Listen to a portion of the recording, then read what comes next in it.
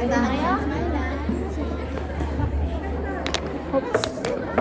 Hindi kasi yun.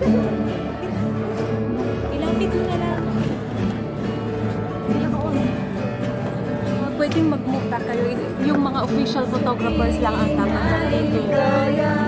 Hindi mo nanamba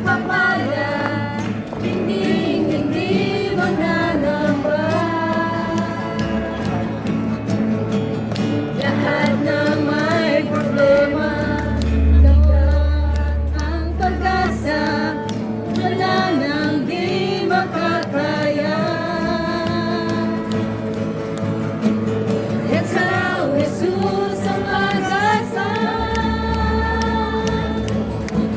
Ikaw ang tagapagligtas at tagapagtanggol ng aking buhay.